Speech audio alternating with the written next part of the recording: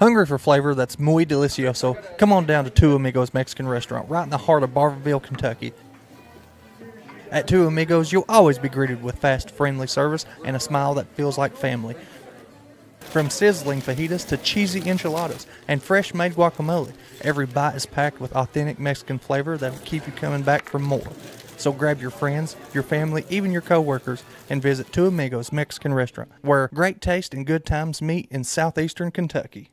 Located at 511 South Main Street, Corbin, Kentucky, Sugar Booger's Custom Cakes has been bringing delicious treats to the Tri-County area for over a decade. Whether it be a cupcake, cookie, cake pop, brownie, or a signature one-of-a-kind custom cake that will be the star of any event, Sugar Boogers has you covered. Easy online ordering with polite, knowledgeable staff guaranteed to make each experience easy and stress-free. Go check them out on Facebook or give them a call for a free estimate. Sugar Boogers Custom Cakes for all occasions, 606-344-6595. Woo, woo. Are you a jerky jerk? You're holding it, right? Yeah, I got it. Just give me 1 second.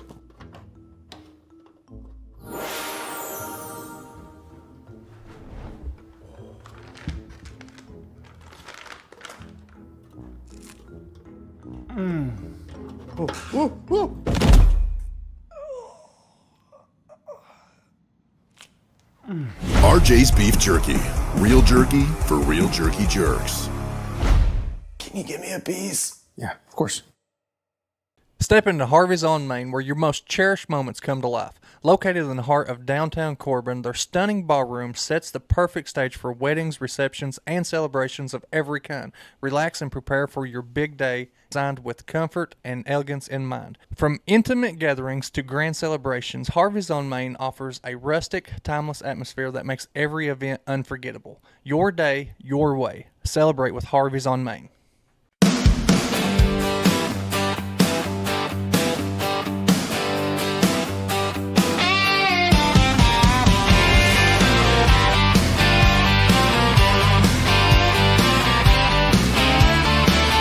Kick off your boots, come gather round. We're digging up secrets that can't stay down. Bigfoot's out there in the midnight air. Aliens watching from who knows where. No sugarcoating, we're saying it straight. Bigfoot, alien, CIA. No sugarcoating, the truth on display. Jericho and Paul, bring it your way.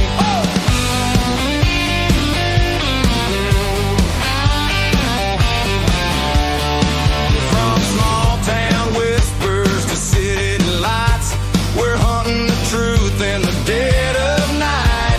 Conspiracies spin and the rumors fly. Country Cupid is gonna tell you why.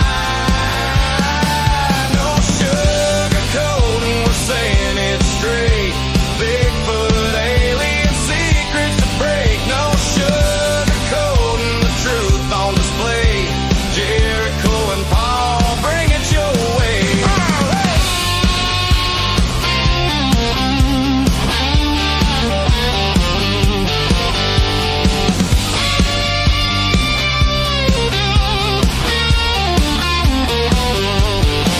Footsteps in the woods, lights in the sky. Some call it crazy, we just ask why. Laugh if you wanna, but you just might see there's more to the world than they want it to be. No sugarcoating, we're saying it straight. Bigfoot, alien, secrets to break. No sugarcoating, the truth on display. Jericho and Paul, bring it your way. Truth or a tale, come and see. We're gonna have some fun, y'all.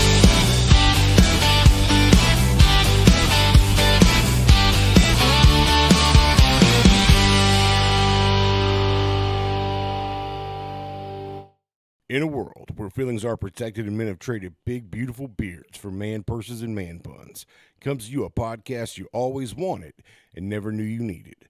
A podcast where feelings are left at the door and conversations happen unfiltered and no sugarcoating. Boom. What is going on? Facebook, YouTube, everywhere. We are both back in our studio. Both back. Yeah, Missing Ronnie tonight. I'm saying that because You take a day off every week now. yeah, every now and then. Well, last Monday, if anybody that did watch, we tried doing a virtual thing because of the inclement weather and all this and that. And I was like, hey, if we're gonna try that, I'll stay home and try it. It sucked. I didn't like it. So, Chris, well, then before that, it was the women's show. Yeah. And then before that, it was a children's show. Yeah. So You were here for the children's show. You I were was just here. But yeah, Jericho's got to where he's taking a day off every week for the last 3 weeks, being off the camera. I can't help it. Things come up. We try to work around it, and I'm not liking it. I much rather be sitting right here, right beside my man, old granddad. Woo, granddad! Yeah. So anybody that don't know, just had his first grandbaby. He's stoked about it, and it has brought new enlightenment to his life. New enlightenment. Listen, guys, I am stoked about being a grandparent. The whole thing, it's different. It's different. Like, I don't know how to explain it, but you ask any grandparent, it's different holding your grandchild than it is holding your grandkid or your kid. Yeah, but you're doing it right. Let me hold the baby. Get your time in. Okay, take it back. It's your kid. That's exactly what I did too. Take that thing back. Yours. I was holding him yesterday. Yeah, yesterday. I was holding him yesterday. And we were doing fine, and we were getting through all the little whimpers and going on. And then he started crying. And I was like, you know what? Mom, I think it's time for you to take this baby back. So pass it to my daughter. And she's going to be a great mom. Like she's doing really good. Well, that's good. That is really good. Hopefully, she handles postpartum pretty well. Hopefully, she don't get it. Hopefully, her guy can handle her through all that. I can tell you, as a father of 3, As a man, well, no, that you have to have. Postpartum's got to be part of the equation. right? Yeah. So, I mean, you have to be a father to understand the postpartum. Or your wife or girlfriend, whatever's got to have a baby for you to understand all the hormones and how crazy women can get once they have a baby. Yeah. And you said it best earlier. We was talking. We was having a business meeting. He said, men just don't understand. But when it comes to postpartum stuff, we don't know. You women don't take time to try to teach us this or allow us to understand this. You just think we know. We don't. We have no idea. That's what I was telling my daughter. I was like, listen, don't get mad at him. He doesn't know. He doesn't know. You've got to tell him what to do. Men, in my opinion, and on my side, so long as you give me a task, you say, this is what is expected of you, I can handle it. I can handle it all day. I'll take care of it. Yes. However, if you expect me to pick up on feelings, emotions, I can't. I just no good at it. No. I've never been any good at it. Never have. Well, me personally, men don't listen. Men do too listen. As your Not like you'd listen anyways. Yeah. So I'm going to watch this. Well, I hate how it's got her name like really, really dark blue. I couldn't make out who that was. The problem is when we go through it, we don't understand ourselves, and we can be telling you what to do, and you're too stubborn to do it. Or, in my case, Jerko is too stubborn. Yeah, I am. I am very stubborn. I'll admit that. There's no denying it. Especially when I don't understand something. I'm stubborn as I'll get up. Yeah. Until you teach me, I'm just going to push it off as, that's just a woman being a woman. Ronnie said we need to throw up a disclaimer. Well, there's really... I believe that a lot of men go through what Jericho and I go through, and we talked about it. And it's kind of like, hey, listen, if I was just told what to do, instead of having to understand. You know, I'm a equal parts kind of person. Let me break this down, because this is a conversation that me and my wife had this morning. My wife goes to bed late. I like to be in bed by 10 or 11. Okay? So I'm in bed by 10 or 11. And I wake up 6:30, 7 o'clock every morning. That's what time I wake up. I never have nothing to do other than get my boy up and get him to school, but I'm up at 6:30 or 7 every morning. She, if you let her, if she doesn't have anything to do, she'll stay in bed till 10 or 11 in the morning. So long as the baby sleeps, she'll stay right there. Okay? But then, when it comes nighttime, and the baby's still awake, and it's past 10 or 11, she's mad at me because I'm going to bed. And I said, you got the 2 or 3 extra hours of sleep this morning that should pack you until the baby goes to bed.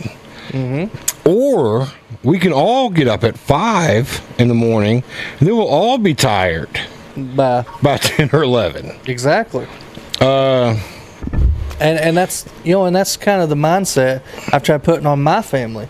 Everybody makes fun of me for wanting to be in bed at 8 o'clock. And I'm okay with that, because I get up at 5 o'clock. I need my beauty rest. I'm sorry, but I need it. And my wife, same way. She wants to stay up late. And in turn, her staying up late makes my kids think they can try to stay up late. And then they all want to try to sleep in and do all this other stuff. No, I want us all on a routine, the same routine. Because on school days, my kids get up at 5 o'clock. I get up at 5 o'clock. By George, my wife gets up at 5 o'clock too. Yeah. Well, listen, if Lynn doesn't have to be at work or whatever, I don't mind at all. I'm up, I'll get Samson up, I'll get him to school.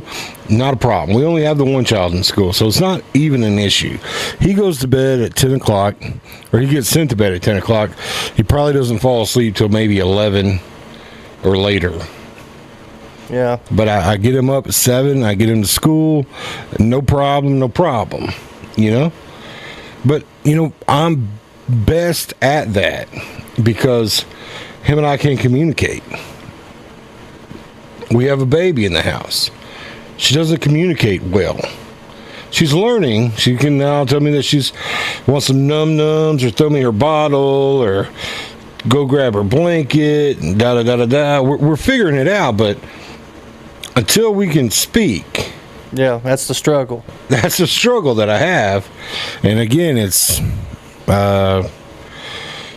tough. Men are different. It's different. Yeah. Well, even back on the postpartum, everybody that don't know, my wife has had 5 kids, and it was. That's how many is that in Spanish?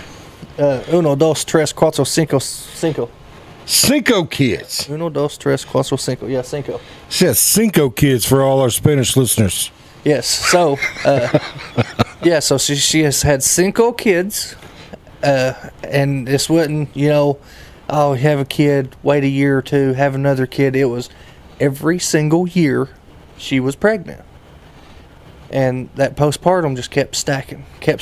Dude, I'm surprised you're alive and you guys are still married. Yeah, it was a struggle. I don't know any other honest way to say it than it was truly a struggle. It was like trying to relearn each other. Once she was finally done having kids, because 2 of them were surrogacies, they weren't ours. She had 2 babies for 2 other families, but her emotions trying to slap back over 5 years, that was rough. Oh, I can imagine, especially with you being who you are. Oh yeah. Because you're one of those guys. You're like, hey, listen, this needs to stop. Oh, I was like that.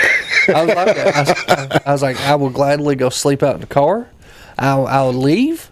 I'll just leave you. Period. Whatever makes you happy. I was like, I'll restart my life. Don't tempt me. So but yeah, it's just different. Men and women are different, and that's what we were kind of talking about while we were eating. Is the first 2 years after a pregnancy is the toughest the couple will have to face, because that's when you're having to plan things accordingly. You're going to have to, deal with one partner feeling like they're not pulling their weight or doing their share of work. The first 2 years is really difficult. Yes, it is. After a baby. Yes, it is. I mean, me and Jessica's been married for 12 years? No, 10 years. Well, you better know, man. You better know. 12 years. Yeah, 12 years. I had to do a little quick math that seemed longer than it should have took. Sorry about that. It definitely was longer than it should have. No, but 12 years we've been married, and I feel like, to be honest, the past 2 years, you know how they say a marriage, your spouse should be your best friend. Yeah. I feel like the past 2 years, me and Jessica are just now getting there. I mean, it's work. Jessica this year makes 13 years, dude. Almost 13, dude. Yeah. I thought you guys was August. August, so it's not even almost then. Yeah. That's like 8 months away. Almost. It's like 8 months away. You're a quarter of a year in. Right. Or a third of a year in. Right, so almost. I just forgot what year it was there for a quick second. I had to think, what year are we in and what year did we get married? And just simple math. I remember August because all that mess you got me in. Yeah, it is August. August. Just stop. The 10th.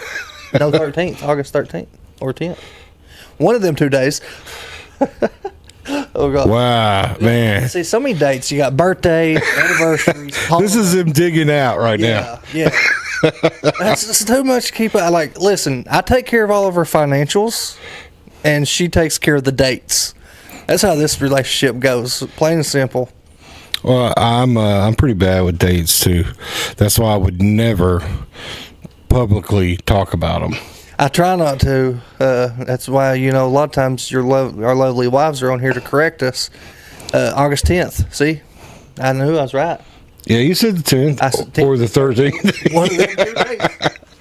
10th of the year 2013. That's why you're confusing the 13th and the 10th. It was the 10th of 2013. See, I knew I was right there. I just couldn't remember. So technically, you're kind of right. If you would have said 8, if you would have said 8, 10, 13. That's how I'm going to remember. No, 8, 10, 13. Boom. Yeah. So you were almost there. Romance, man. That's you never know the anniversary. But yeah, that's what we were talking about. And Jericho mentioned postpartum depression because we were talking about my daughter, and he's like, "Man, how's she handling that?" And I was like, "Man, she's handling a lot better than he is." Because I'm worried that him and her are having a tough time with figuring out how to accommodate one another during the baby getting here, or how to be there for one another. Well, Jessica will never understand this, but I do. I love her to death, and that's really the sole reason I'm still with her right now. Is her postpartum and 5 years of pregnancy. Thank you. Was misery. It was absolute misery for me. It was torture. But I stuck with her every single day, side by side. Yeah, we argued a lot and this and that. What pregnant lady, what married couple that is pregnant is not going to argue? Right? Well, even after. And that's what I was getting at. And that's where the postpartum kind of kicks in. Like, there are days where I feel like Lee and I wait one another out to see who's going to change the baby. You know what I mean? Yep. Like, I know it was said last week, it's like, I changed the poop diaper last. That way that she would know that it's her turn this time. Well, now that's where I really got to give a thumbs up to Jessica. She never forced it on me. I changed a few diapers, but I tell you what, every single time I did change a diaper, it was horrible, nasty. Yeah. Like not no just, oh, here's a little turd. It was an explosion. Like my little girl is the very first time I was ever left alone with my little girl. It was horrible, nasty. I didn't know what to do. She went to the bathroom, and it was one of them where it was seeping out of her diaper, right? Oh, yeah. Yeah, it was that bad. It was one of them. I was like, oh, God, this is going to be horrible.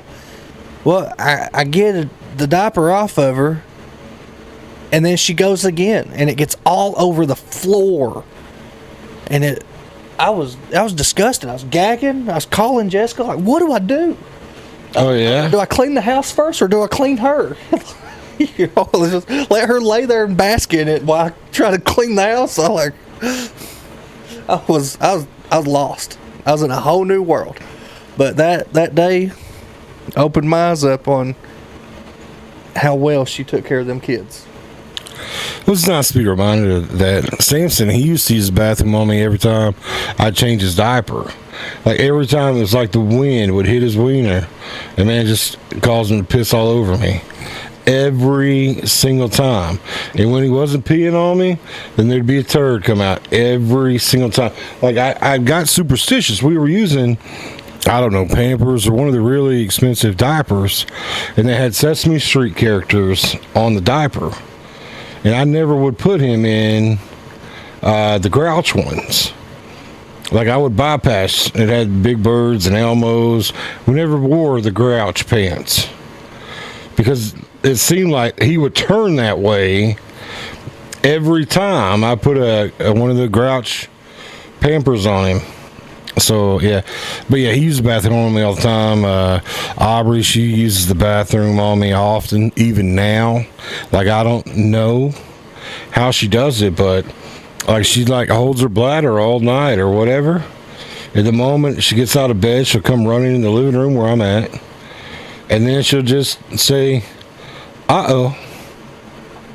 I look at my hip and I've got piss all over me.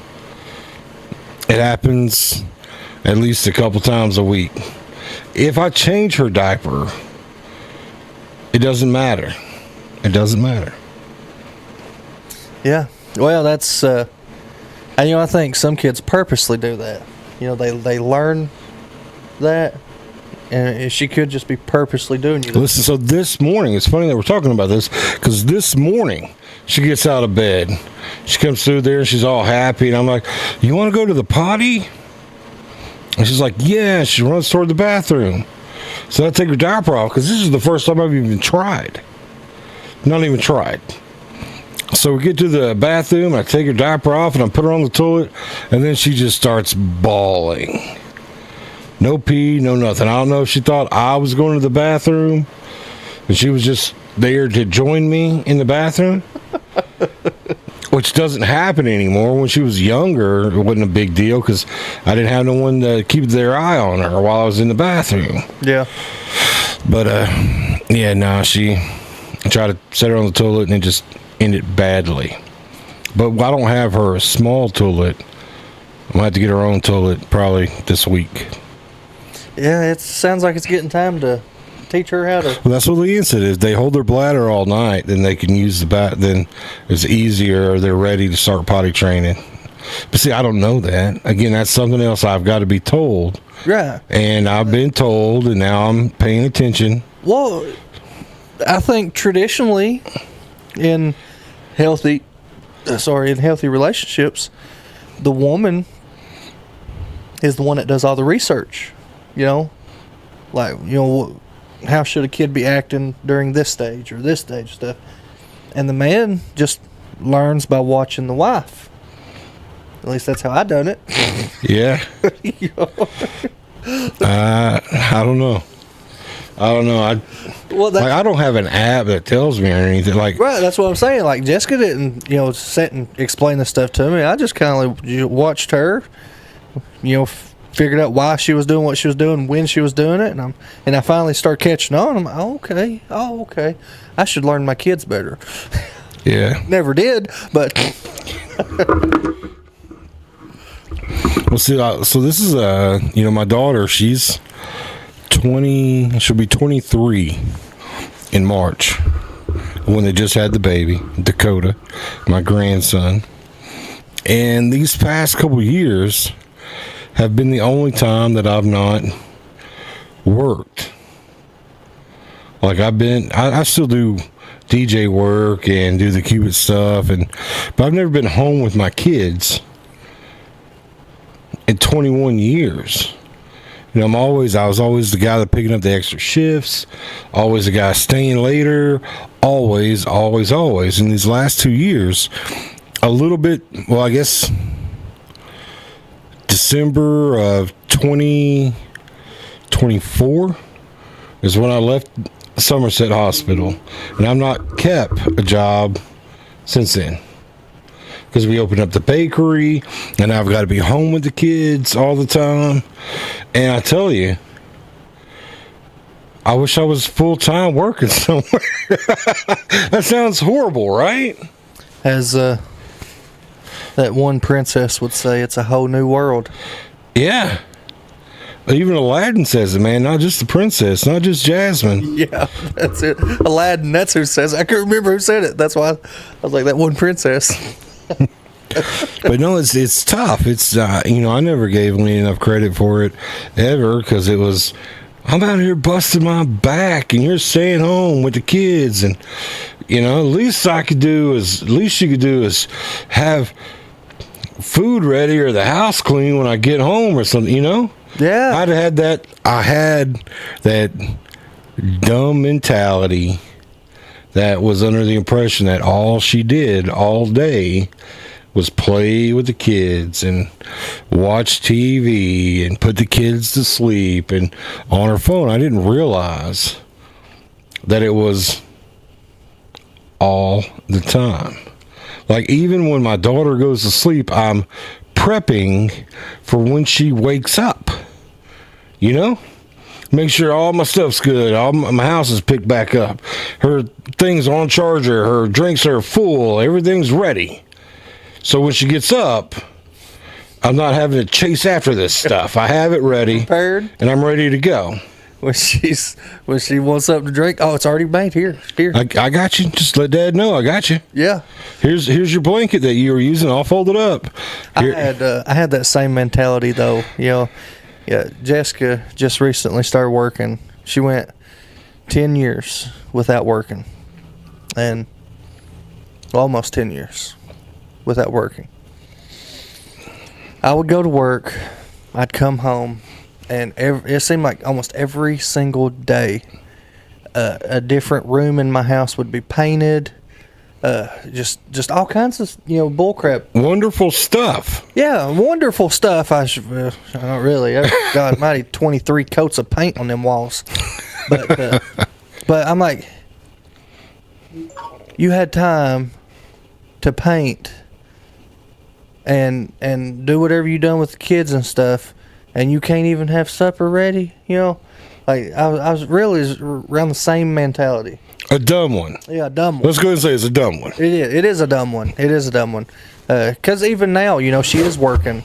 She works from home. She's got a full-time job with a really good company. But even now, with her working full-time, still having to take care of the kids when they don't have school like they've not had the past week. Man, that's killing us. She still finds time throughout the day to pick a room and paint it and do all the stuff that she's always done. She's just on speed all the time. Yeah. I'm like, no. I go work. I come home. I want to rest. I want to relax. I want to watch TV. I want to goof off with my kids now that they're old enough and can, actually goof off with me. I don't want to do nothing else. I don't want house chores. Oh, listen to you, man.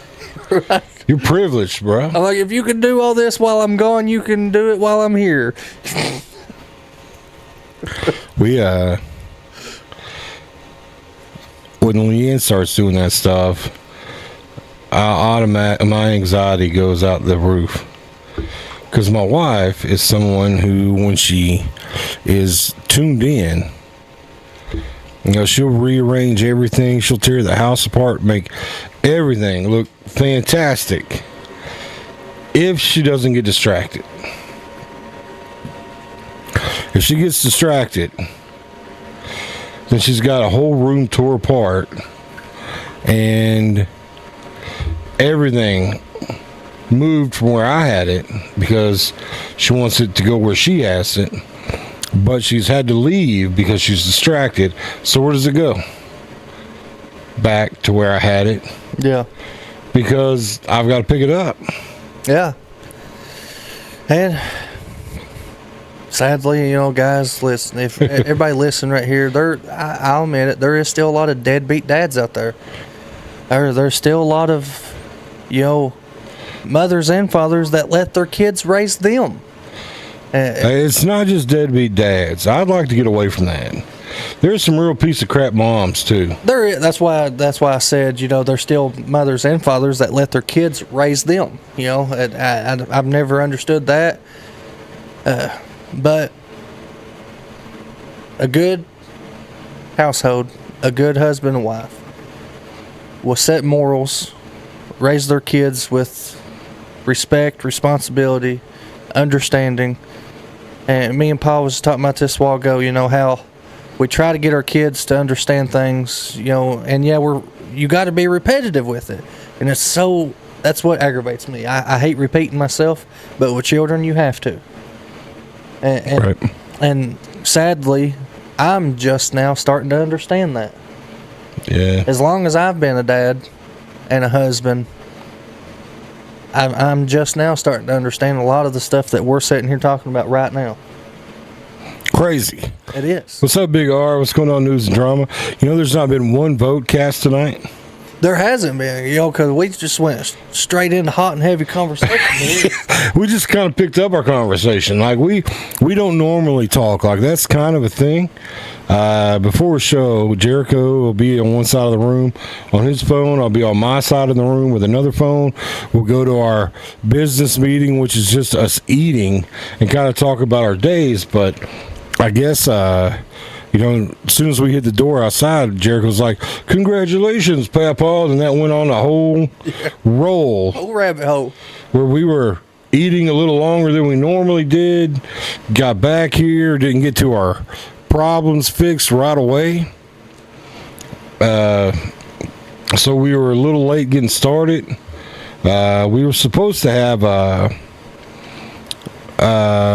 Big Rick was supposed to try to make it tonight. That's who I've been looking at. He's actually just started writing me. He just now got off work. He's coming from Louisville. But he's not going to be able to make it. No.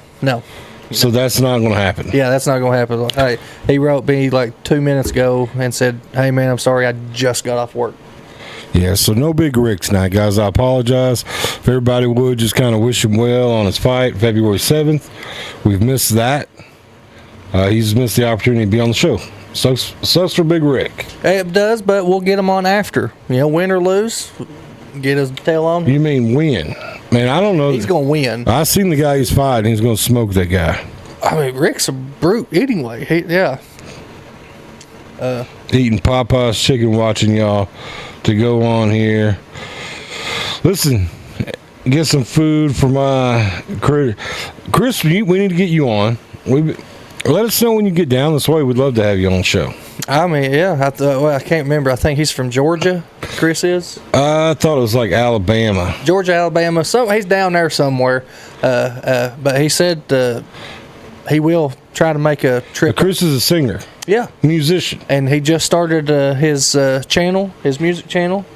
So Chris, if you want to leave your music channel right in the comments. Yeah, put it right here in the comments so everybody can go check it out and start following you and liking you and help build your adventure.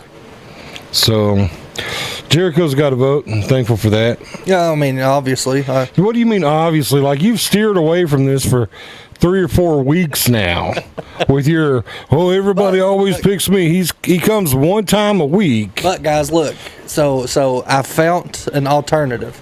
Anybody that does not want to spin the wheel, they got to eat these nasty jelly beans. They got, if you don't want to do what the wheel says, you got a choice. Eat a jelly bean or act a little goofy? Louisville is about 2 hours, 2.5 hours from us. 2 hours. Yeah, well, depending on how you drive, yeah, anywhere from 2.5 hours. Yeah, that's how far Louisville is from us. But yeah, we'd love to get Chris on here. I said Alabama, right? Yeah, you. Well, I mean, everybody knows Jericho's not good with names, dates. Yeah, I'm not. I knew it was somewhere. I knew it was one of them two. Georgia. Where are you saying Georgia for? You said Georgia. I said Georgia. You said Alabama. Yeah, I know. Saying Georgia just confused me. Yeah, no, I was just right. You said Alabama. So anyways, a lot of stuff going on. Kind of revisiting the calendar. We're going to have Olivia. She's going to be on here on the 7th. No, the 2nd. No, it wasn't the 2nd. I believe it was the 9th. 6th. Sorry, I got my dates wrong. Yeah, the 6th, she's going to be on here. And No. the 9th, Preacher Pat's coming on. Okay, Preacher Pat will be here on the 9th. Now he was another one that was getting into redneck brawl and stuff. Seems like a really awesome dude. Love to hear what he's up to, what he's into. I've heard Preacher Pat is a very, very funny guy. So he says when he comes, he's going to be loaded with funny jokes. I'm ready to hear some good stories. I am too. So the Olivia lady that I'm speaking of, I don't know that I can pronounce her last name correctly, but I will try for you. And we've had to move her around a couple times, because of her and some because of me. Olivia Immitt, I-M-M-I-T-T. Emmett or Emmett? Ahmed or Emmett.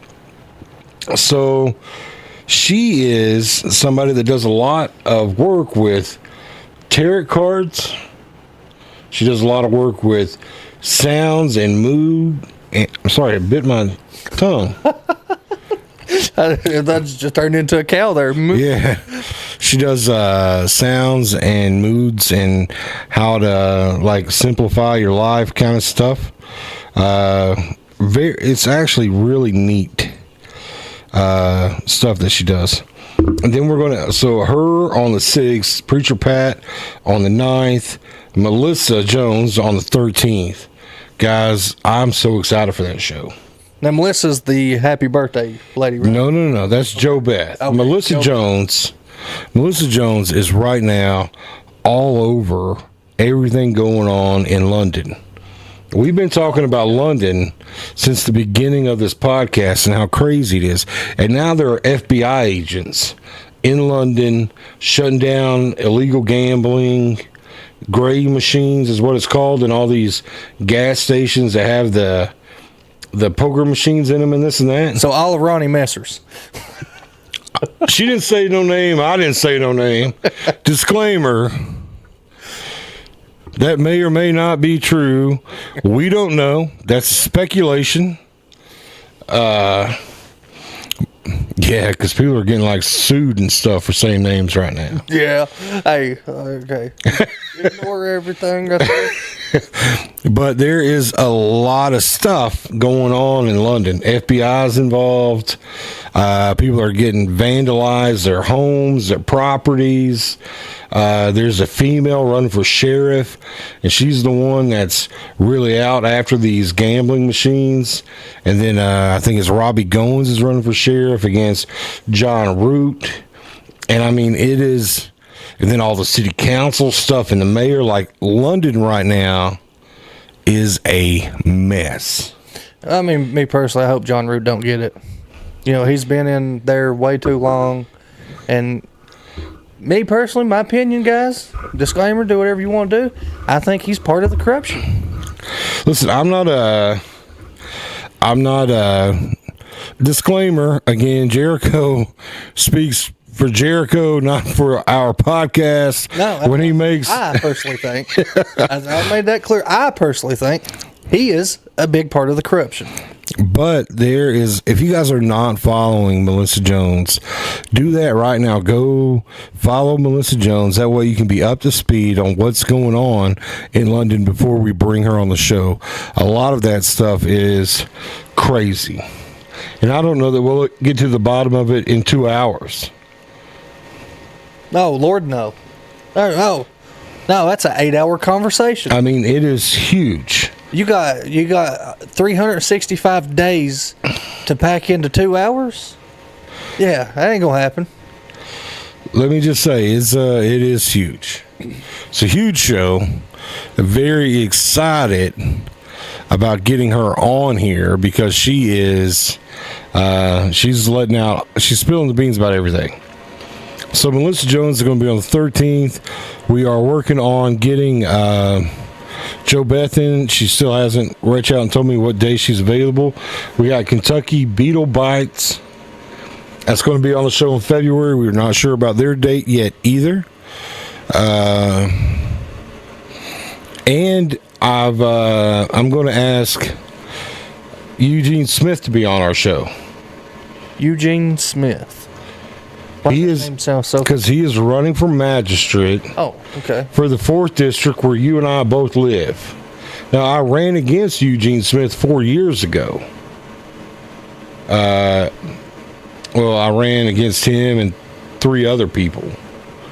And Eugene and I lost together 4 years ago. But I'm going to get him on the show to kind of talk to him about our visions, what we'd like to see happen in the district that we live in, Yes. and his ideas of what he's going to do about it. I'm just curious on how much pull a magistrate really has.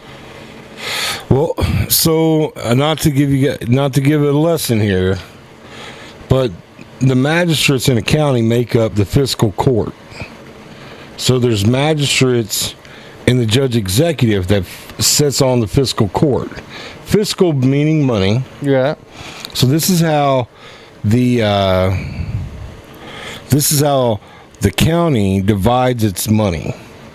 So imagine the judge executor is the main guy, and then all these magistrates go to him and say, "Listen, my district needs funding for this." And then the other guy on say Magistrate 3, or for District 3 says, well, my place needs funding for this. So these guys set on a board that allocates money to be spent in the districts. Okay. So he's kind of like the mayor of that district. And then their judge executor is kind of like the governor. So try to imagine a county broken into mayors and governor. Okay. You know what I mean? Yeah.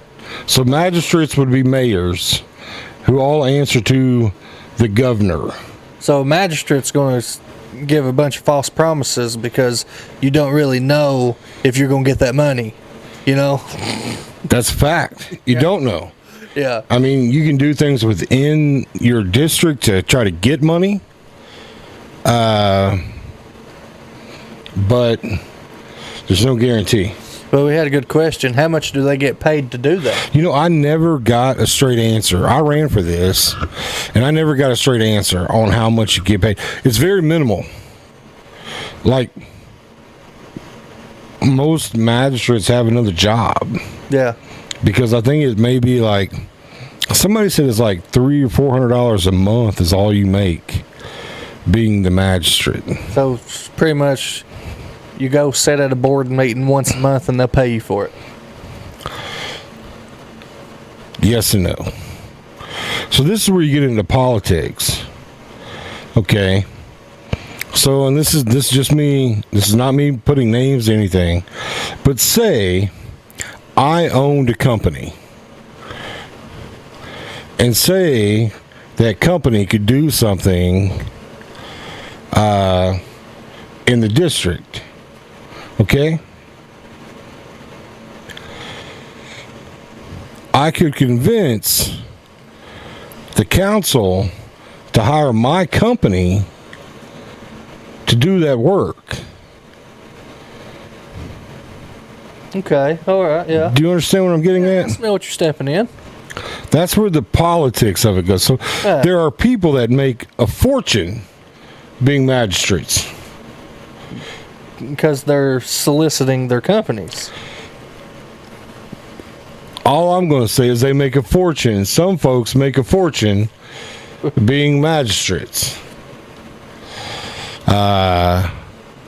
They meet once a month is how they meet, or if there's a special meeting called, they meet. The fiscal court just meets, I think, once a month.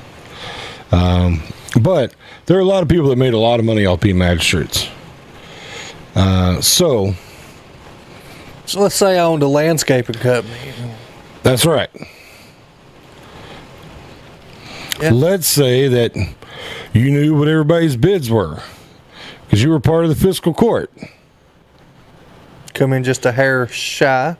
So maybe you could make a bid that wasn't as heavy as everybody else's. Okay. Yeah. Hey, I think everybody gets what you're stepping in on that. A little bit sweet and spicy. I'm just saying there's a lot of politics to it, a lot of scratching. There's a lot of politics to a lot of things that shouldn't have politics involved in. That's why this world is going stupid. See, so Jennifer, I don't know where the magistrates that you're familiar with, but the magistrates here don't have anything to do with setting someone's bail or DUI. The only thing really that they handle is road work in your area, and they can marry people, but not any kind of real. They don't have any legal real power. Like they just advocate. Well, They're an advocate for their area. they're responsible for if your road sucks or not. That's one of the biggest jobs. Yeah, You either have a good road or a bad road. it's one of the bigger jobs. Like I hated they done work on my road last year, and it was so stupid. Like they went through, it's like they dug a bunch of holes all down my road, let them potholes sit there for probably a month, and then finally come in and patched them up, and then blacktopped it. All right, so this is another thing that people don't understand. So there are county roads and there's state roads. Mine's a state road. You have a state road, Yeah, so that has nothing to do. I know, but I'm just saying, like, No, but all the roads that come off that state road are county roads. so like Whippoorwill, that's a county for road. everybody that doesn't know, if it's got 2 yellow lines down the middle, that's a state road. That's all you need to know. If it has no yellow lines, that's a county road. Really? Yep. I didn't know that. Yep. If any road you drive on, if it's got 2 yellow lines, it's a state road. I didn't know that. Learn something new every day. But yeah, so that's the reason why people get into that stuff. I mean, obviously, well, the reason why I had wanted to get into it is because Bacon Creek floods. Like, it floods. The road I live on, it floods. It floods right. Freaking beaver dam right beside you. It floods right below my house, and then right on the other side of it, because we can go either direction and get out. We can go out Corn Cemetery Road, or we can go up to 25 and get out. So just because one's flooded doesn't mean we can't get out of the other. However, you know, if they're both flooded, then you're just kind of stuck. Yeah. And see, I never even met the magistrate. The guy that is magistrate now that beat me, I never even met the guy. He never came to my house, never asked for my vote, not even sure how he became magistrate. I have never met a magistrate. Ever. So I was thinking, man, I already do so much stuff with the community. You know, if I could have, you know, if I was a magistrate and I wanted to, you know, make money for my district that I didn't have to get approved, then I would go to the fire stations in my district and I would try to put on dances, or I would try to put on fish fries or something at these different places. And then the money that we raised could go to the fire departments, or could go to a family that, or whatever, you know what I mean? So that's my plan. I wasn't going to spend any money on running, so I just stood outside all the big places of the district. Yeah, that's something that you read and found off. Yeah, that's not what Kentucky magistrates do. So, speaking as someone who has ran for magistrate and all the duties of magistrate, there's absolutely no judicial power being a magistrate in the state of Kentucky. Chat GPT's wrong sometimes. Well, I mean, she said that I think this is for North Carolina or something like that. In North Carolina or South Carolina. So, yeah, they don't do none of that in Kentucky. Oh, NCSC. Okay, I see South Carolina. Okay. Do you have one living on? So, anyways, that's a long story about magistrates. It's not really that important. Yeah. Going to have Eugene on the show. In fact, if you have any magistrate questions you can ask, he may be someone that can back up some of the things that I'm telling you, or he may know more about it than I do because he's signed up to run again. But, man, I tell you, once I lost, You was done. I moved to Florida. You was big time done. Yeah, like I lost at the end of May, and I moved to Florida that same month. Like I stayed to watch my daughter graduate, and moved to Florida because I was tore up, man. I had all these the conspiracy theories. Like there's so much stuff going on behind your back when you're running for a political office. And all the people that you think are your friends, you find out a lot of them are not your friends. And a lot of people that were pushing for you only got close to you to tell somebody else about what's going on. Like it was so much stuff. And man, I felt like I couldn't trust anybody. And that's horrible. It should never get like that. Ever. Which, I mean, that's with anything, though. I don't care what you're running for. People's going to get close to you just to do shady crap like that. The worst of everybody's going to come out. Yeah. It's just not worth it. Well, I mean, in cases like London, and in my case, it was so blatant. Like, everyone knew it was going on. But nobody says anything. And then when you do start saying things, you ruffle feathers. And then you start getting messages and all this other stuff. Like I said, the FBI is in London right now. And the way that they do it. So the district that we live in, okay, has Bee Creek and Canada Town along with Woodbine. That's all District 4 there. Okay? All the way to the high school in Whitley County. And what they do is, if they want, in the case before mine, they wanted one guy to win, and the guy that could beat him the guy that won was in Canada Town, and the guy that they thought would beat him was in Woodbine.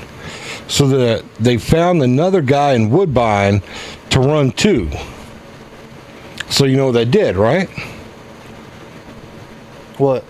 It split the votes in Woodbine. So instead of one guy carrying all of Woodbine and one guy carrying all of Canada Town, and then mixing the other votes, where they had two guys running in the same place, it split the Woodbine votes. Does that make sense what I'm saying? I remember Rod. Yeah, that's it. And Robbie Brown. Yeah, Rod, That's what I'm talking about. which he died. But I remember when he was running for magistrate. I don't know if he got it or not and then died. He didn't. He didn't get it. No. I know he ended up dying. But yeah, so that's exactly the way it was, is they had two people running the same area. So it took their votes down. Instead of everybody in that area voting for one of them, everybody in that area split the votes for two of them. And then the guy that's from the other area carried all those votes over there. So he didn't have to split with nobody. Does that make sense? Yep. Rigged. It just kind of set it up. I lost friends on Facebook while trying to help Paul get elected. Yeah, that's a fact.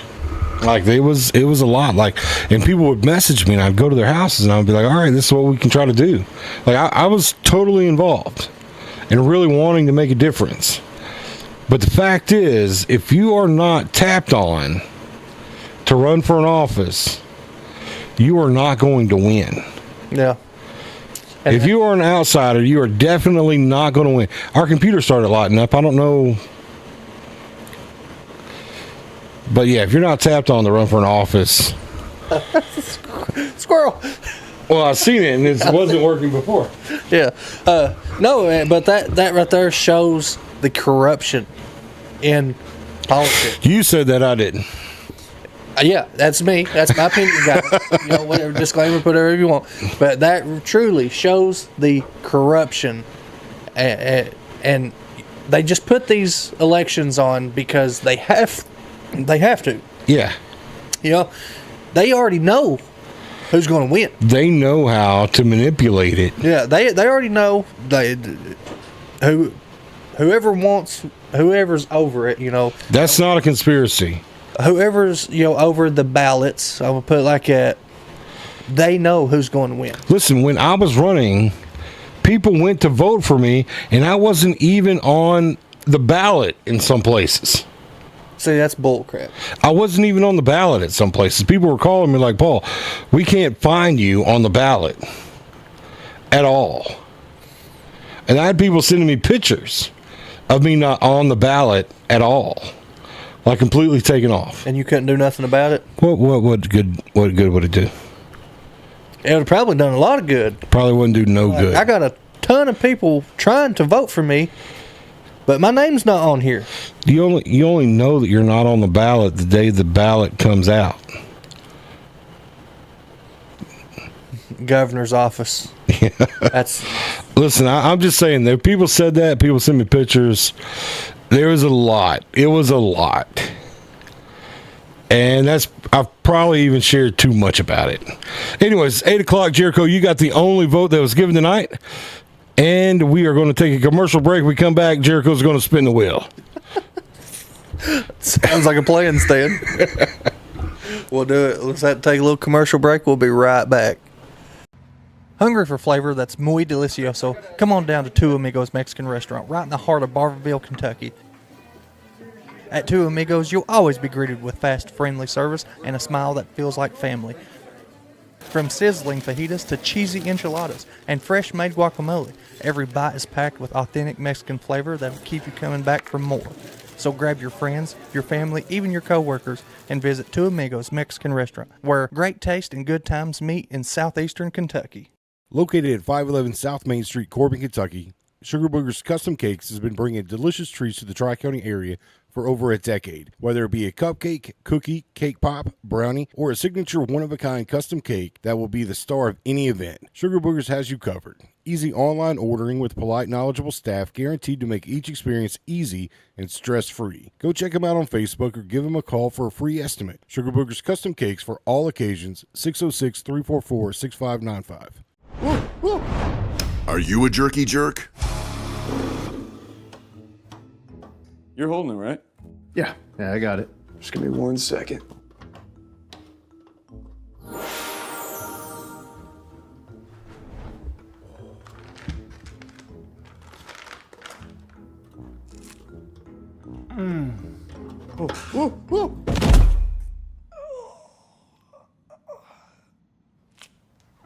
RJ's Beef Jerky. Real jerky for real jerky jerks. Can you give me a piece? Yeah, of course. Step into Harvey's on Main, where your most cherished moments come to life. Located in the heart of downtown Corbin, their stunning ballroom sets the perfect stage for weddings, receptions, and celebrations of every kind. Relax and prepare for your big day, designed with comfort and elegance in mind. From intimate gatherings to grand celebrations, Harvey's on Main offers a rustic, timeless atmosphere that makes every event unforgettable. Your day, your way. Celebrate with Harvey's on Main.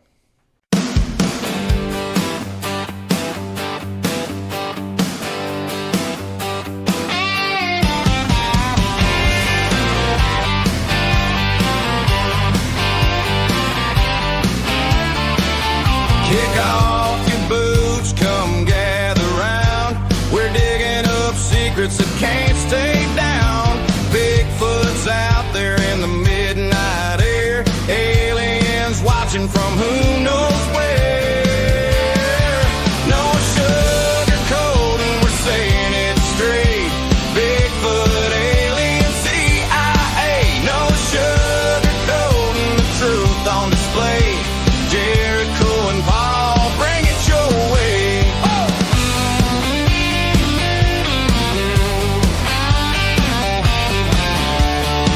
From small town whispers to city lights, we're hunting the truth in the dead of night. Conspiracies spin and the rumors fly. Country Cupid is gonna tell you why. No sugarcoating, we're saying it straight. Bigfoot, alien, secrets to break. No sugarcoating, the truth on display. Jericho and Paul, bring it your way.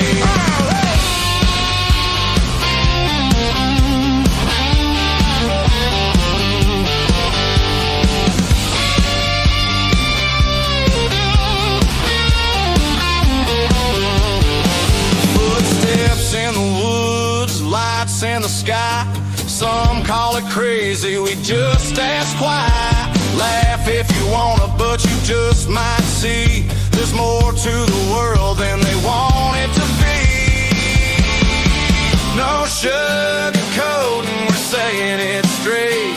Bigfoot, alien, secrets to break. No sugarcoating, the truth on display. Jericho and Paul, bring it your way. Truth or a tale, come and see. We're gonna have some fun, y'all.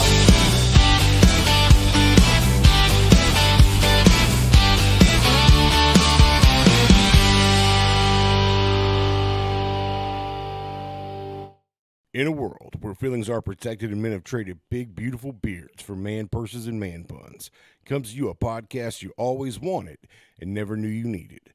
A podcast where feelings are left at the door and conversations happen unfiltered and no sugarcoating. All right, guys, let me show you how this is done. And we're back. Real quick, simple, easy. Let's spin this wheel. I'll set it right here. All right, let's see what Jericho gets. I'm going to spin it this direction. And it got... What is it? Do a wrestling promo. Yeah. Man, I'm excited about that. And I was standing here. I was like, man, I really hope I get that one. Yeah. It's such a good one. I was like, I'll probably never be able to top that. I'm ready to hear it. Just whenever you're ready, though. Put it together. Are you going to do it right now? We're going to talk a minute. Give me a minute to think about it. You know, because I really feel like I should do like a Chris Jericho or something, just because, that's my name.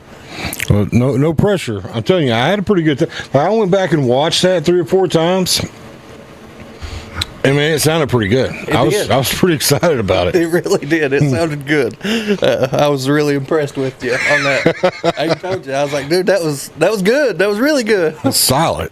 So do a wrestling promo. We'll start a conversation here. Let my brain start working. All right. Well, there was something I want to talk about tonight, and it was a conversation I had earlier today, and it was about posts on Facebook that says, if you don't believe how I believe, unfriend me.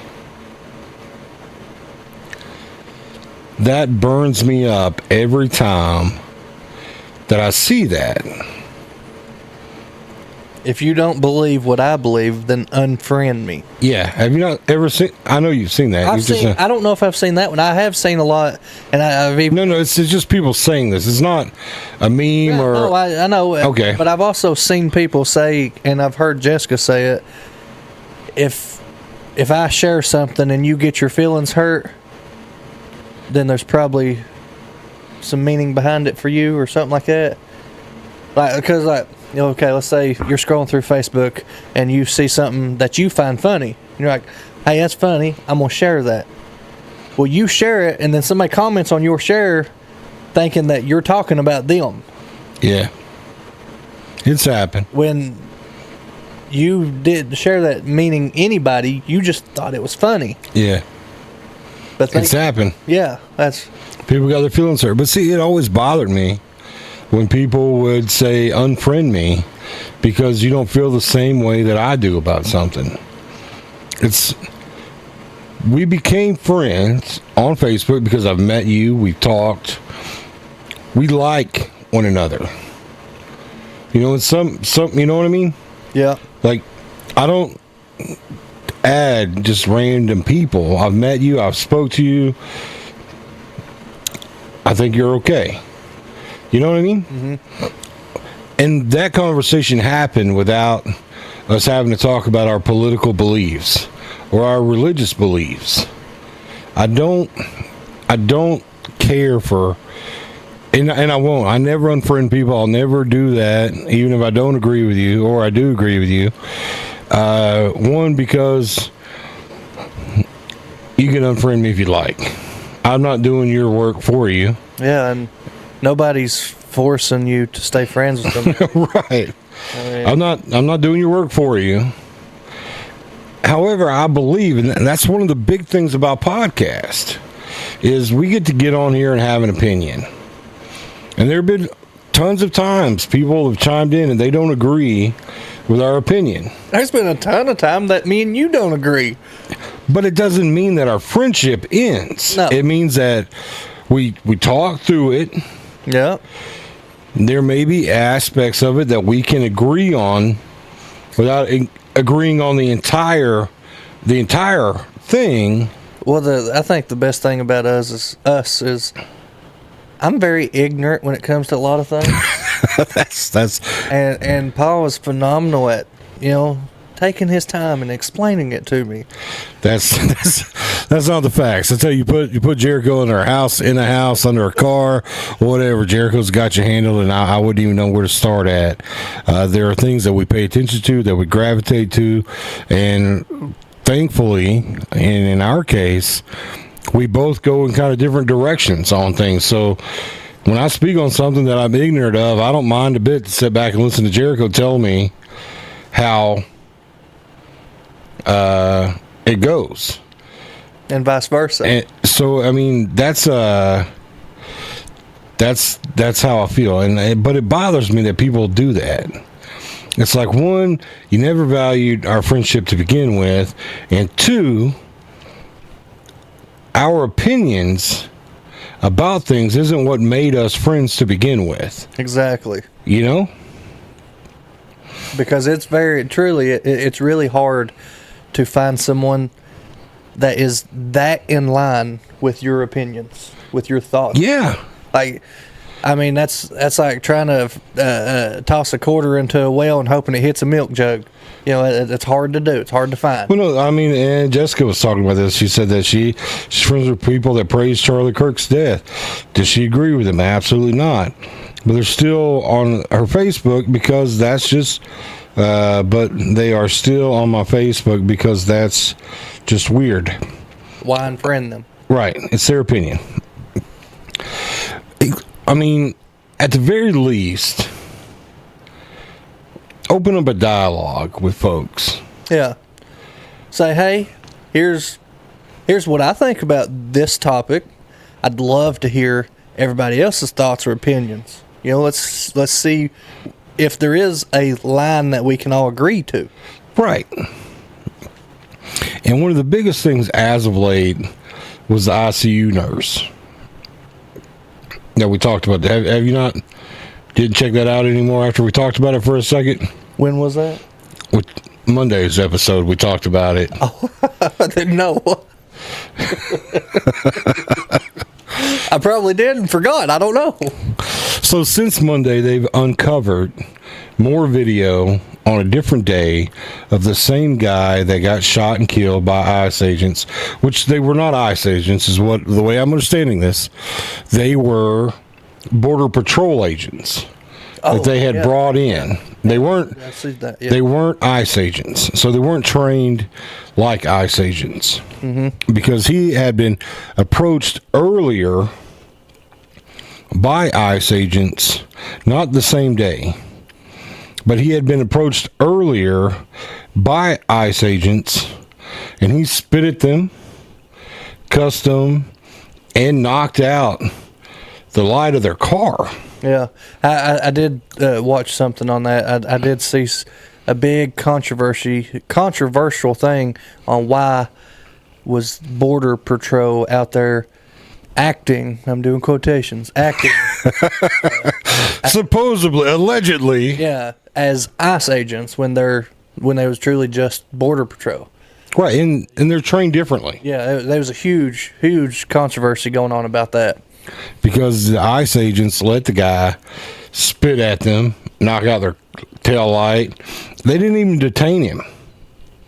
Like, I think they may have threw him to the ground or something, but they didn't arrest him. After he spit at them, flipped them off, cussed them, and kicked out their tail light, he didn't even get arrested by the ICE agents. But the Border Patrol officers shot him. Yeah. And then, who was it? President, I don't think it's Trump or it's somebody high office, done a little speech or something and said, well, they was doing their job. So I don't. They got 100% defended. I don't believe that anybody should die. No one. See, and then this is that line that I try to stay in, where just because I'm a Republican doesn't mean that I share the same beliefs as other far right Republicans. Mm-hmm. I believe a little bit of common sense of, should the guy have been detained? Possibly. Should he have been knocked back on the street? Definitely, at the least, made to stay out of the way of what was going on. Should he have been shot? No. No. I think he probably should have been detained when he spit at him earlier. If he'd been detained then. Well, I mean, I think, spitting on people, one, that's just rude. Have a little bit more respect. I think that's like the highest form of disrespect you can do to somebody. It's just very disrespectful. If you, and I get the excessive force that a lot of police officers take when being spat on, because I don't know if you have diseases. Your spit going into my eyeball could give me happies. I can't even talk. You get the happies, man. I can't even talk now. I'm getting something like that. Hepatitis, herpes or whatever. Whatever you can catch from, that liquid transfer. Yeah. I get it. 'Cause, cold sores. yeah, I mean, I have heard of people getting attempt to murder. Yeah. I've heard of people getting convicted. Well, I think they have to know that they have a problem. Yeah. But if you do have problems, you're supposed to disclose it. Mm-hmm. You're supposed to let them know. Say, hey, I got the disease. I got it. And now you got it. I just spit all in your face. But, so I have a really hard time with that. Friend me or unfriend me if you don't believe the way I do. I'd never do it. Go ahead and unfriend me if that's what you want to do. But right. I would love to talk to anybody that has a different opinion than I do. It is. It's very nasty spitting on somebody. I was reading that comment there. It's very nasty. It's just so disrespectful. Growing up the way I grew up and stuff, you can try to beat me up, say foul words to me, do whatever you want. That's fine. I'll sit there and take it. Spit on me, I'm gonna smack you in the mouth and make you taste it. Well, I know that it would certainly create a response. Yes, it will. I don't know what their response would be and how much was restraint I would show, but it would certainly create a response. Yeah, you can say all the foul words you want to. because words will never hurt me. I laugh at them. Because some people, they get so caught up in their own words and they think they're 10 feet tall and bulletproof, and I just find it so humorous. I just sit there and listen, and raising my children, I've learned really good how to just ignore people. so I use that. I take that for advantage.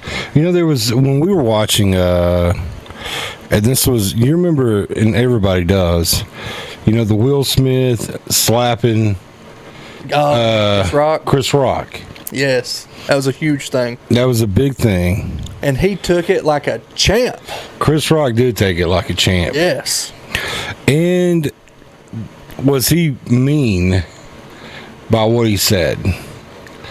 Maybe. But you also got to think of where they was at, the kind of audience and humor he was trying to bring.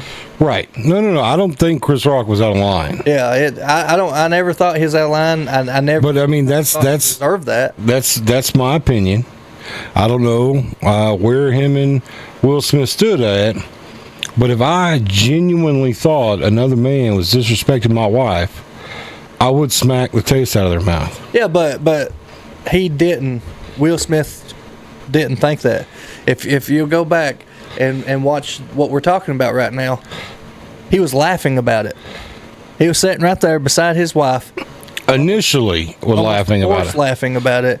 And then he looks over and sees her, and she got her feelings hurt a little bit. That's when he decided to stand up and go. Do something. Okay, well that's what you do, right? Yeah, that's what you do. That's what you would do, right? Yeah, depending on what. If I was in that same situation, and my wife was laughing, it wasn't an issue with her, then I would laugh, and it wouldn't be an issue with me. But the moment that I knew that she was upset by it, I think I would have started with, keep my wife's name out your effing mouth. I think I would have started there before I smacked him. No, not him. He just went straight up, didn't say a word.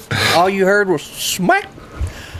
I think I would have started at telling him, all right, she's not enjoying this. You need to stop.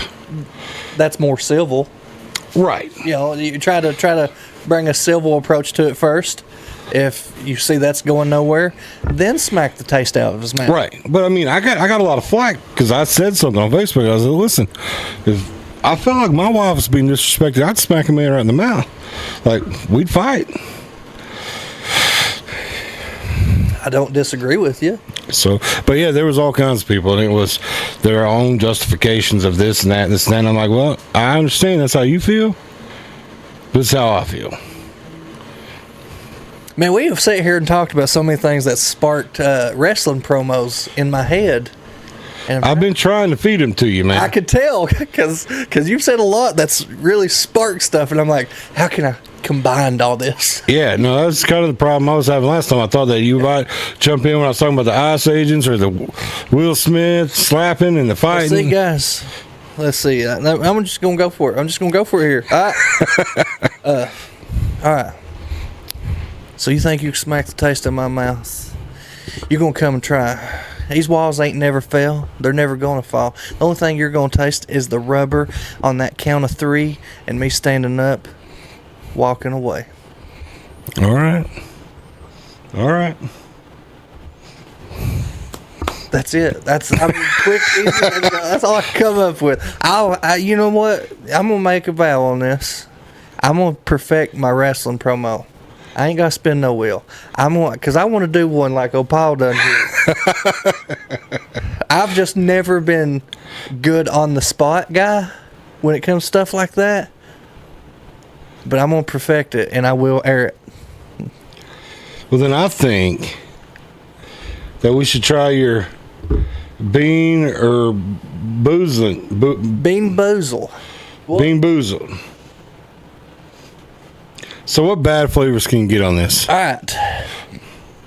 So, you got burnt rubber, stinky socks, barf, boogers, liver and onions, licorice, tutti frutti, peach, juicy pear, cappuccino, wet dog, toothpaste, stink bug, an old bandage, dead fish. Does this sound kind of one-sided, man? It sounds like there's a lot of real nasty ones. Yeah, banana, berry, toasted marshmallow, pomegranate, strawberry smoothie. You know, that's all the flavors that's in here. What, are you wanting to try one? Yeah, I think we should both try one, man. Oh. You get to look? You're not supposed to get to look, are you? No, it just pops it out for you. It's random. Yeah, I know, but you've seen the back of them. You know what color to grab. No, I don't. I You didn't. just looked at them. I just read the names. I didn't learn the colors. This ain't your first time playing this game either. That's my first. Oh, whoa. Yeah, we're doing 3 of them? Well, that's how many it popped out for me. Oh, so you don't know? Just pick up on it and Do you push open down. it? No, just pick up on it and push down. Like that? Yep, and push down. 2. You look. I'm throwing one away. No, you're not. You got 2. I'm only doing 2. No. You do what it gave you. You just made it a big deal about, hey, no. I'm Man. afraid this one right here is going to be so nasty. I'm going to do these 2 first because these 2 look delicious. Okay. This one is either peach or barf or dead fish. Hey, you picked it. You chew it. You go first, man. All right. Here's one. I'm going to do one. See?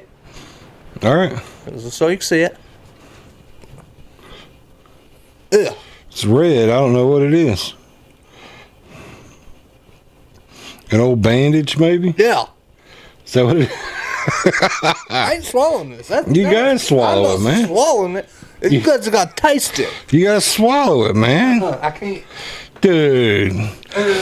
Listen, we're watching. I watch him and Jessica's videos all the time. And listen, my man Jericho is a little soft.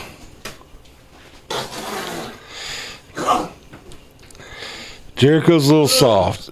He just had an old bandage. Okay, so these are Ooh. jelly beans that you're not really sure what you get. Ugh. I was really thinking Sylvia. a good one. All right, so now try mine. Ugh. Well, you go ahead and get that taste out of your mouth. Hold on, let's see what this is.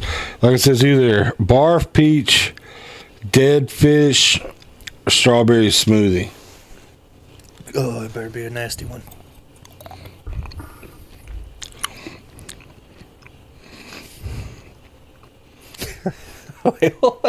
At least it wasn't a good face. But you're It's- taking it like a champ. If that's nasty, man, It's barf. dude, you're taking it like a champ. What color was that? Orange. God. Oh, do I really gotta do all 3 of these? Are you doing 2? Doing my 2, yeah. Did you do them both at the same time? No, I only did one. Okay. Okay, I'll do another one. Ah. Mighty, it's gonna be so nasty. Huh. What is that? You not even ate it, man. You know, this is such a. This is. Dude, you're cheating. My man's soft. He's soft, yo. I ain't doing that 3rd one. Soft. What was it? Oh, yeah, well, it had spots on it. It was white with spots on it. What's white with spots on it? There's 3 or 4 of them. I'm telling you what, that was a stink bug. A stink bug. God, that was good. See what this one is.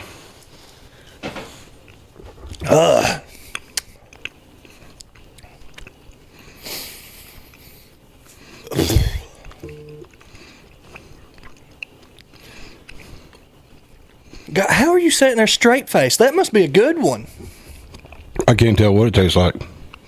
It doesn't taste really good, though. You got the COVID. You lucky. I'm pretty sure that's wet dog. God, now like it's stuck to my mouth like it's. Yeah, I'm pretty sure that was wet dog. Yeah, it wasn't very good. Well, now we know Paul's good at this. He takes it like a champ. He barely makes a face. I was over there about ready to puke. He threw away his third one. Yeah, I'm not. Guys, just to say, he was showing me how to play the game, and how do you know that it was nasty? I know. Maybe there was redemption in that last one, man.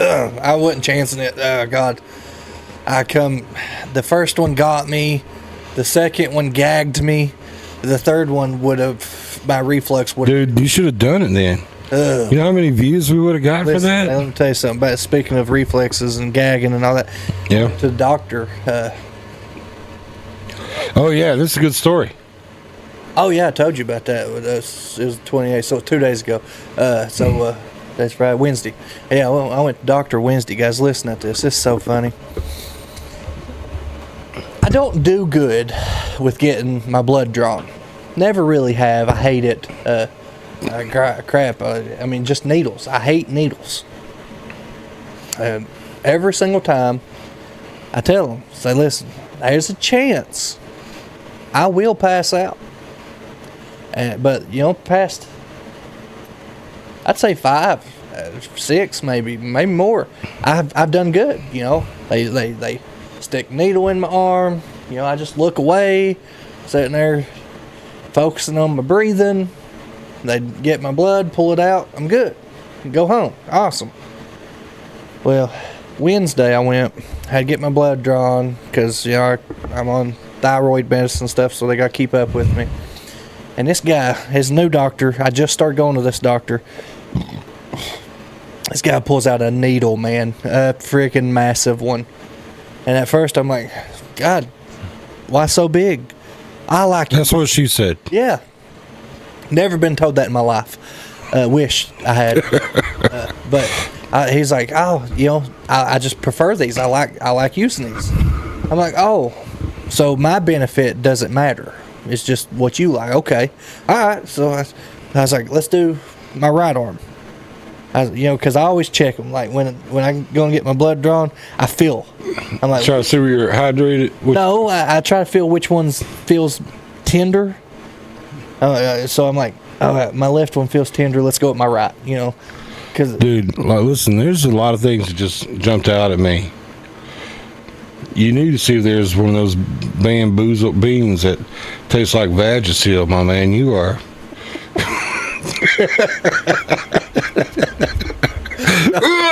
that was nasty. But so the Wednesday, I was like, well, my left arm feels tender. Let's do my right. My right one feels tough today. I think I can do it. So I put my arm out there, and they don't give you a 3 count or nothing. They just try to go right in. That's because you look like a GAM, man. Yeah, they just try to go right in. I'm like, oh, hold on, guy. I was like, let me breathe first. Well, did you get the compliment I just gave you? I did. Okay. But I was trying to continue on my. Sorry. I'm trying not to swell my head right here. Don't make me feel good. All right, you look like a grown-ass man, dude, going in there. But You need no 3 count? I do. I need a 3 count. So I'm like, all right. I told him. I was like, when you hear me take my breath, stick me. And normally, they'll give me like a stress ball. You're not supposed to hold your breath. I have to. You're not supposed to. No. Draws the veins in. I just do it like, as he sticks me, and then I exhale. Because that initial, breaking the skin, God, that hurts. But as soon as the skin's broke, I exhale, and I'm like, I try to loosen my hand up, and sometimes I'll sit and I'll try to pump it to help that blood. Well, he done everything wrong. Okay, everything about this guy was wrong. He just irritated the far. I mean, now I don't know if I'm going back. To be honest with you, that's how. But but he stuck me, and I loosen up. I'm like, okay, he's in, okay, and he had to get 6 tubes of blood. Well, there at first he starts wiggling it. Never a good start with me. When you stick me, don't wiggle. You better be. That's what she said. That's right. It better go in, hit that vein, and start drawing blood. don't do nothing out of the way. Well, he starts wiggling. I'm like, oh, God. I was like, you know, that big needle hurts. He's like, I know. He said, your vein moved on me. He said, hold on, I'll get it. So he's sitting there wiggling. He finally got it. He's like, oh, okay. He said, it's coming. Where did it happen at? Which place? Down there in Barville. Oh, okay. Advent Health. Okay. Advent Health in Barville. In the old bank. They turned the bank into a doctor's office. So it's down there past Tractor Supply in Barville, on the left-hand You side. didn't have to go that deep in. I'm letting Just don't go there if a guy's giving away I'm shots. letting everybody know where it's at and not to go. But anyway, so he's like, all right, it's coming now. I was like, oh, okay. So just keep focusing. And then I hear him mumble under his breath, oh, crap. And then I look at him. I'm like, I heard you say that, guy. He's like, well, your blood coagulated, or however you say that. He said, I'm going to have Say that one more time. coagulated, or however that's said. That's pretty close. And he's like, I'm going to have to stick you again. I was like, oh, mighty. Like, my worst fears are happening right now. I hate this. And he pulls it out, and I'm like, well, give me a minute. You know, let me recoup here. And for a brief second, I felt like I was going to throw up. And the next thing I know, I'm waking up to 10 people around me, holding me, because I was falling out of my chair. And I'm like, well, what in crap happened? And You passed out. yeah, I passed slick out. Didn't even know it. Normally, like, you know, all the other times I passed out, I see white. You know, there's indications. You that- pass out often? Not often, but I've done it enough to know that you know the signs, and let them know, like, hey, I'm about to pass out here. Is this all when getting shots and there's blood took? Yeah, it only happens when I get my blood took. Oh, wow. But they was this What is your blood type? B positive. You dead if you need to be positive around Jericho. Yeah, you did. I won't do it. But the guy that was drawing my blood, he kind of laughed at me, and he's like, well, I'll tell you how I know when you passed out. You started snoring. Oh, wow. I was like, oh, okay. But I felt like I was. Did he go ahead and get you while you were passed out? No, I don't think they're loud. No, but so I come to. There's like 10 people around me, and for I know a solid minute, I didn't know who I was, where I was at, or why all these people was around me. It took me a good little minute there for my comprehension to come back. And I looked at the doctor, and I'm like, how long was I out? Well, he kind of chuckles. He's like, you was out for a couple minutes. I was like, oh, crap. And y'all just let me? Y'all just hold me here and keep me up? He's like, well, I knew you'd come back eventually. I was like, oh, I love your enthusiasm with this. You know, it's just so confident. But I got a private message while you're telling that story that said that one of them bean boozles need to taste like summer's eve for you. that would be a delight. It's not fair. You know, you lift up on it and you pull down, you push down, and it pops them out. Did you say? 3 out on me. Did you say that would be a delight? What'd you say? Fresh Febreze? No. Summer's Eve. Summer's Eve would be a delight. You know Summer's Eve, right? No. It's douche, bro. Oh. It would be a delight. I did not know a douche was called Summer's Eve. I learned something today too. That would not be a delight. You said Summer's Eve. I'm thinking of like a fresh, you know. That's Roger who texted you. Oh. Screw you, Roger. You say summer's breeze there. You're thinking of a misty wind, cool mint air, you know. Yeah, You know, a light white summer dress. yeah, throwing a mint in your mouth and just making out. That's a summer breeze. Nah, Summer's Eve. Eve, Summer's Eve. Yeah, even better. It was even better what I was talking about. But Yeah, Lynn says a good thing your nurse wasn't Bill Cosby. You woke up and your arm and your butt would be hurting. at least I can explain it then. But no, so like, well, when you feel like you can stand, let's get you back here to a bed so we could lay you down. I was like, okay, my head's spinning. Let's try to do that right now. I'd love to lay down for just a minute. He gets me back here in the bed, and here he comes rolling that cart, ready to stick me again. They didn't send somebody else? No.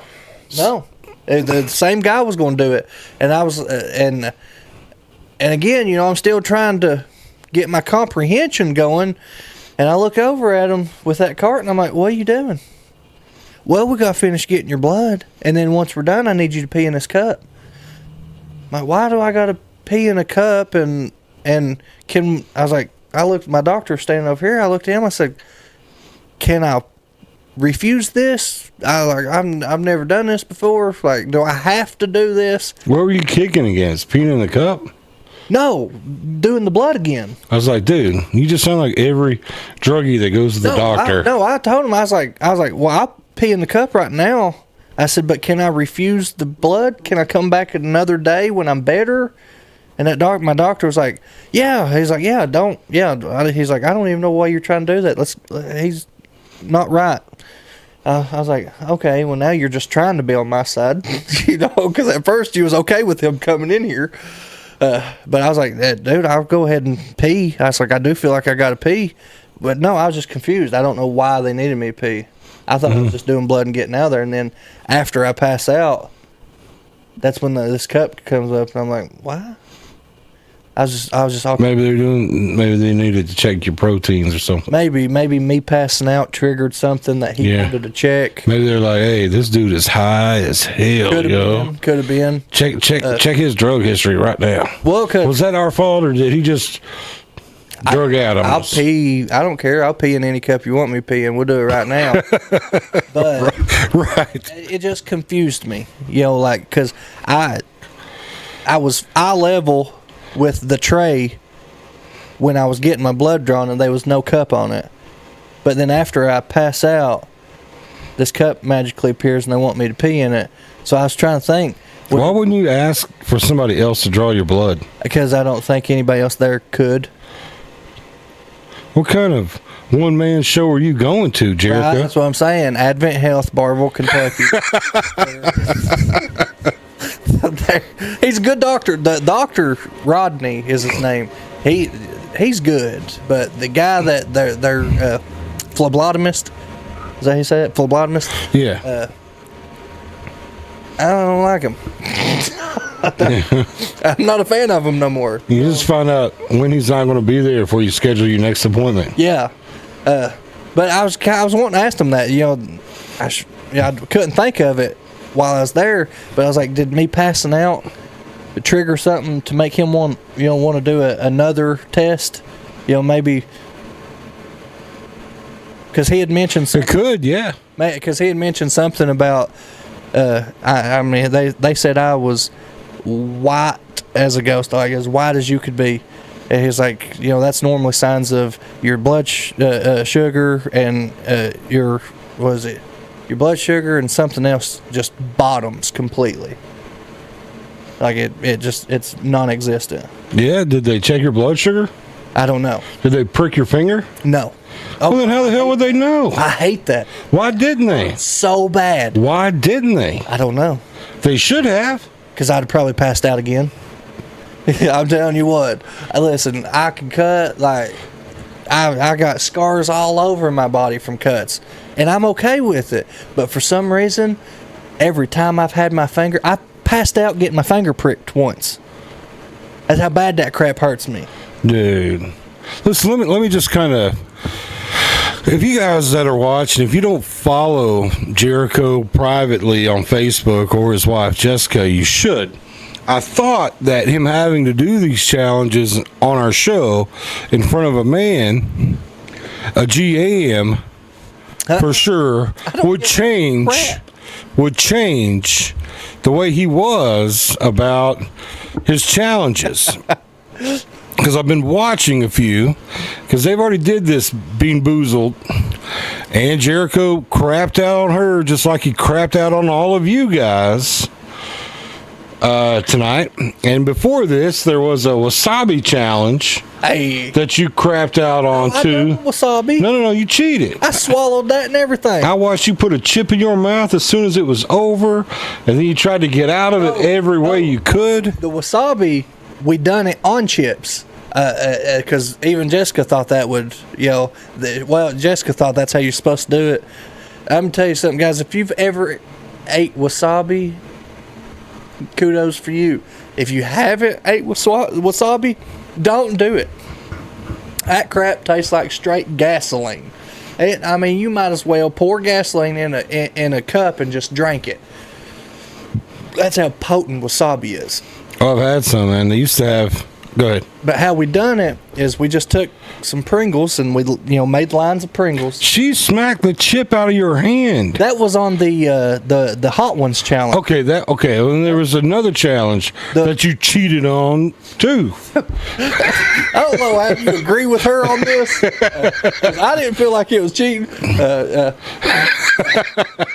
I think she let her set in while you were doing everything from moment go to neutralize.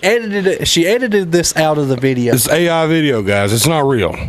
It's not real. Jericho just said Jessica has edited the video to make him look the way that he looked and make her look good. No, she edited this out video, but you can see if you're watching the full video, you can see it. We had done the wasabi, and then immediately went into the Hot Ones challenge. Oh, she's not even posted the wasabi video yet. Maybe you were telling me about wasabi. Oh, okay. So it was the hot sauce when I watched. it was the hot sauce. But see how we started the night though. We started off with wasabi, and then immediately went into the Hot Ones challenge. There was no break in between. So the Pringles was still there after doing the wasabi. Uh-huh. Well, in the video, you can see she is walking to me.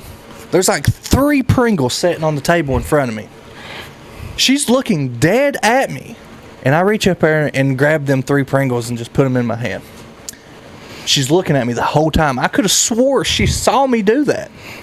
I was like, there's no way. I'm thinking in my head, there's no way she's going to let me hang on to these Pringles. She's going to walk over here, rip them out of my hand, and, say something or whatnot. No, she didn't see me do it or anything. Her walking right toward me, looking right. Maybe she just thought that her man had enough integrity that he wouldn't do that. Yeah, so I started off, I had a Pringle, and I was like, all right, I'll just put my hot sauce on the Pringle, and then I'll eat it. No, that's cheating, I guess.